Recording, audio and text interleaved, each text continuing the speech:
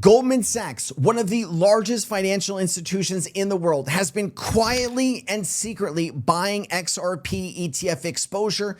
So has a lot of other large financial institutions. What is going on behind the scenes? What do they know that we don't? We also see over $100 million worth of XRP ETF trading today on a Monday. Something big is truly happening. We're also going to explore XRP price and why it can't be dirt cheap. There's a new post by Rob Cunningham. You need to see it, and we're going to go through it. We also have a ton of other XRP related information.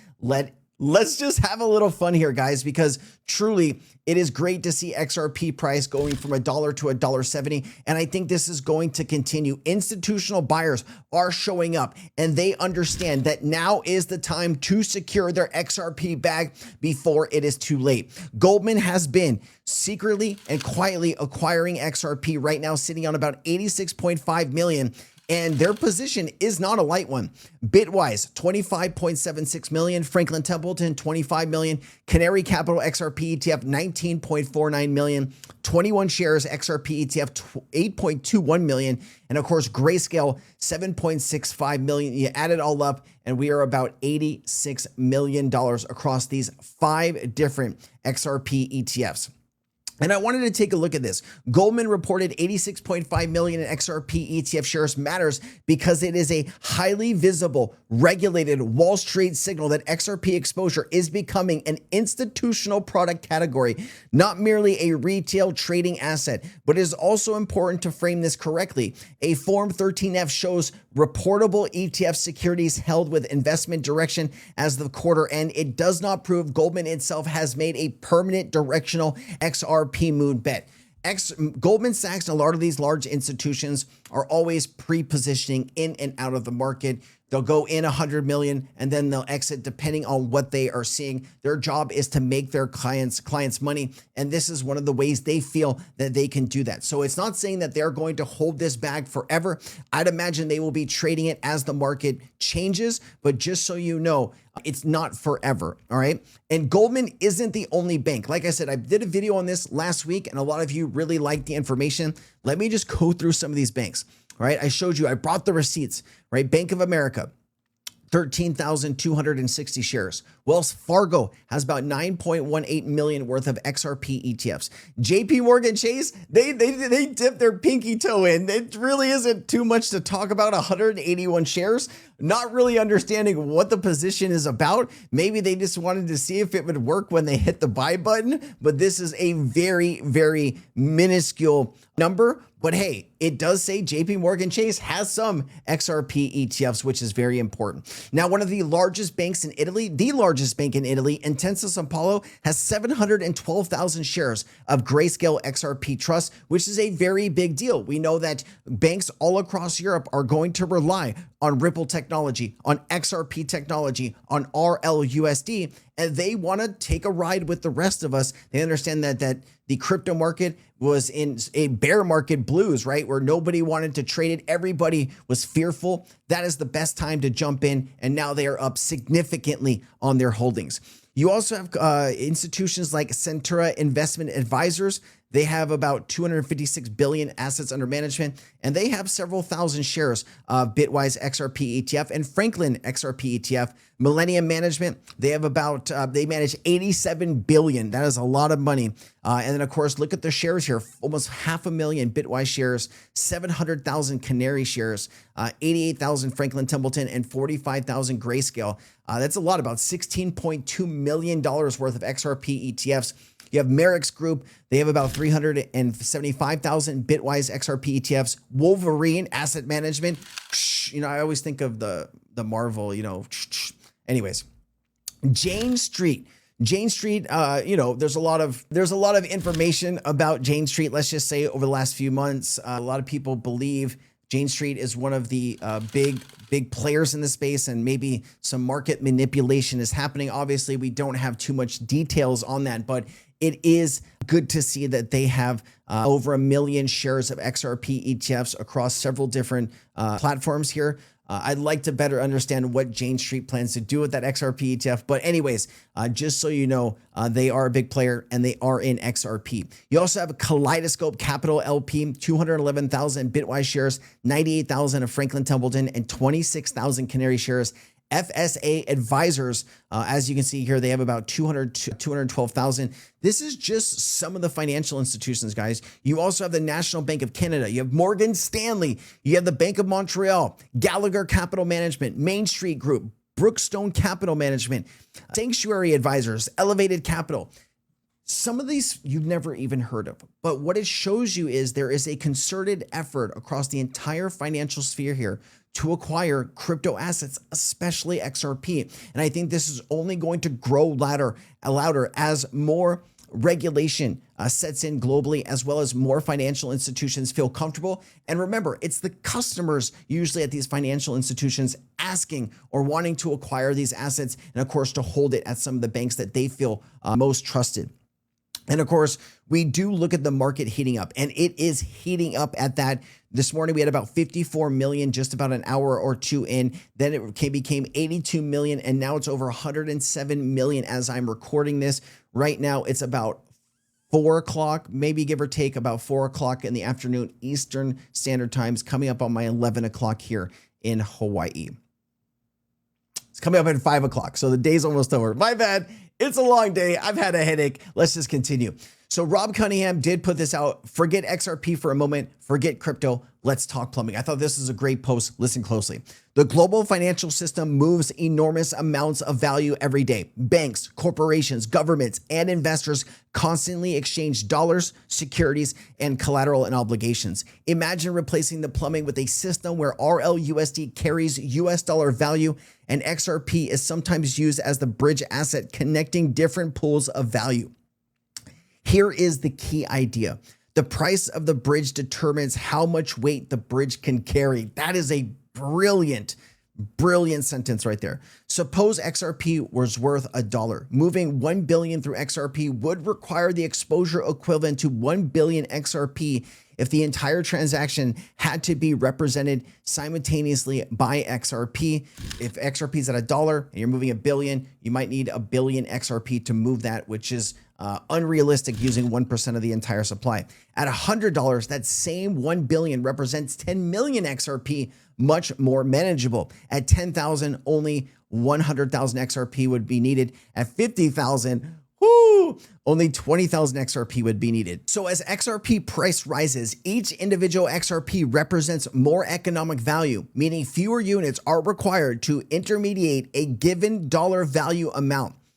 That's the important insight. Transaction volume is not the same thing as required capitalization. If a payment network processes 1 trillion a day, it doesn't necessarily need 1 trillion sitting inside the bridge asset. Why? Because money moves. Consider a toll booth. A toll booth might collect 1 million during a month without ever having 1 million sitting in a cash drawer simultaneously.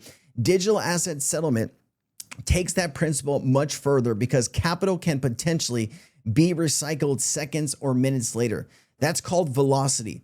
So the economically meaning equation isn't 1 trillion throughput divided by available XRP equals required XRP price. It's closer to required bridge liquidity equals payment flow times XRP participation rate times simultaneous liquidity requirement divided by capital reuse. And then required XRP price equals required XRP liquidity divided by XRP actually available to provide that liquidity. That changes everything. Suppose purely illustratively, a system processes 1 trillion a day. If XRP handled 20% of it, that's 200 billion. If liquidity could effectively recycle 10 times during that period, the rough capital requirement falls toward 20 billion before considering market depth, reserves, volatility buffers, corridor fragmentation, and other constraints. And XRP would not necessarily be the only settlement asset. RLUSD itself can settle dollar-denominated obligations.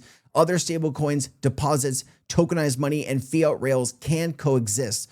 So where does $45,000 to $72,000 come from? It can emerge from a particular set of assumptions about enormous institutional flows, relatively little XRP being available for transactional liquidity, reserve requirements, low acceptable slippage, liquidity buffers, and XRP carrying a very large percentage of settlement.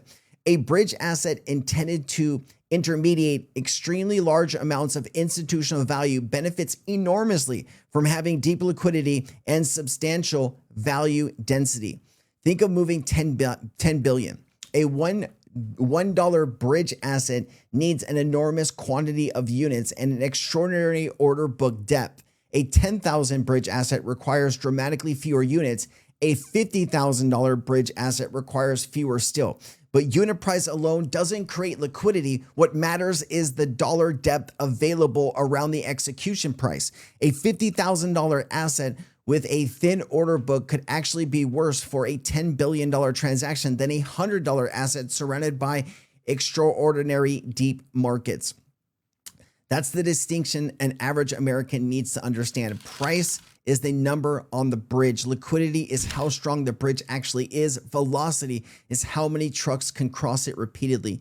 If XRP ever becomes infrastructure for moving trillions of dollars, its economic value will ultimately be determined not by how exciting the trillions sound, but by how much XRP liquidity those trillions actually require at that same moment. Reset equals reset. Here's a full breakdown, intellectually divisible thesis. So he kind of put this all together here, but kind of saying the higher the price of XRP, the less XRP you will need. And of course, how many times can you reuse that XRP on any given day? Some people say XRP can be used like unlimited, right? Every few seconds you can reuse it, but that's not really how these traditional markets work. They probably would end up reusing XRP maybe 5 or 10 times a day. They're not going to constantly keep reusing it, I don't think personally. But here's just kind of giving you some examples of kind of how we put all of this together. And so just interesting to see how people think about these things. Let me know what you think below. All right. And of course, the big banks are here. They are building, they are growing right in front of our eyes. Seeing a strong preference towards public blockchains. So you see BlackRock, you see Janus, Apollo, New York Life. Many of the asset managers who are actively building tokenization strategies are doing that on public chains. And to your point, Robbie, like the real world assets are regulated. There's very strict compliance requirements, but that doesn't have to be at the blockchain level. That can be at the issuer level. That can be at the ecosystem level. There's so many different creative solutions for how to ensure that you're building these compliant products that meet the regulatory requirements. But the benefits of DeFi and composability and open access outweigh the risks perceived from the public blockchain. All right. And then I wanted to show you this. Ripple tapped the bond market. Ripple Prime, formerly Hidden Road, of course, the 1.25 billion acquisition just raised 275 million in a private bond sale. 8.25% coupon, matures in 2031. BBB rating from Kroll Investment Grade, and first ever crypto-owned broker dealer to hit IG status. So I thought that was really important. And of course, we have heard from multiple analysts and voices here. This is the former CFTC director, Caroline Pham, saying quadrillions are coming. And of course, how maybe she sees all of this happening. Even just in Q1 of 2026, we've had 28 trillion in volume in stablecoins alone. This is one quarter. The crypto industry has, let me put this way, the crypto industry has a long history of own goals. Yeah. We are the masters of shooting ourselves in the foot. Yeah.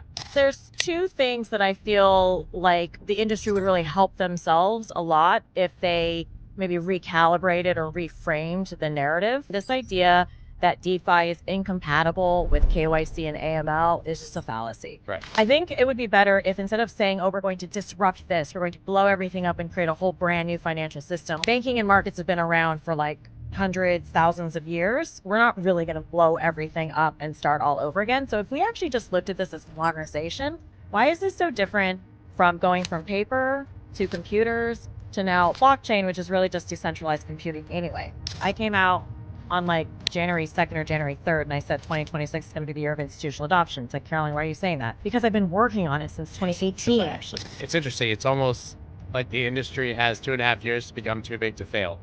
When you have institutional adoption coming in, we're talking like not just millions, not just billions, not just trillions, maybe quadrillions. You can't put that genie back in the bottle. Blockchain technology is not going away. Stablecoins are not going away. Bitcoin as an asset class is not going away. If you have a Bitcoin in every brokerage account, you can't undo that. All right, I thought that was a great way to end this video, guys. Let me know what you think about all this. Obviously, the market is changing dramatically quickly, and if you want to stay up to date with all of the news, this is the place to do it. Like, share, comment, make sure you are subscribed, and turn the bell notification on. Thank you from the bottom of my heart. I will see you in the next one. Aloha.